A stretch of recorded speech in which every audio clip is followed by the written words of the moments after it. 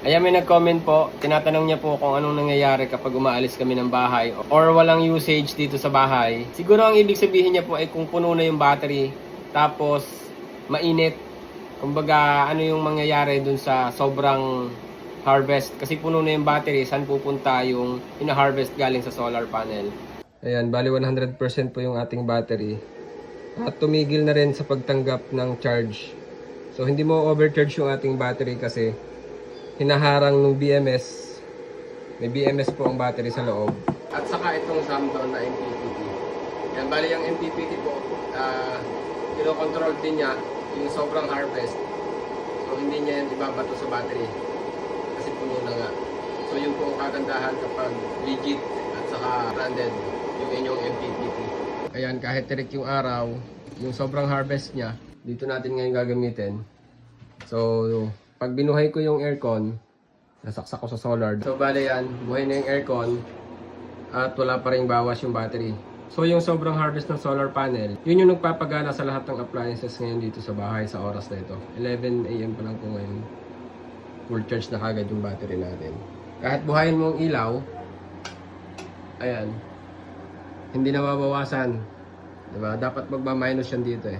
Pero kapag nabuhay yung compressor niyan, kasi yun ay may surge wattage. So magne-negative yun mamaya. Hintay lang natin mabuhay yung compressor.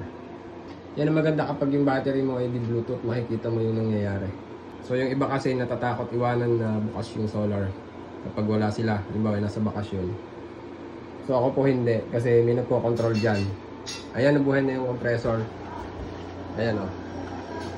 So ayan, yan yung surge wattage nya. Ayan, pababa yan ng pababa. Yung kulay green na yon sa ilaw, indication na buhay na yung compressor. Ayan, sa pababa. Ayan, pababa na siya ng pababa. So, bali yan. May mga load kasi sa baba. Kagaya ng ref, dalawang electric fan, may ceiling fan pa. Tapos maraming ilaw. Ayan, bali yan po yung mga buhay ngayon. Mga ilaw. Ayan. Yung may ceiling fan, may electric fan. So, kaya po hindi... Pero kung hindi buhay ang mga yan, kung patay yan, ay 0 ito, 0 watts. Ibig sabihin ay hindi nagagalaw yung battery.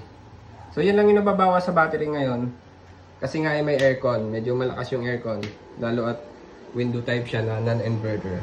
Yan, doon sa isang try ko kasi nag 0 watts yan. Ibig sabihin, hindi nagagalaw yung battery.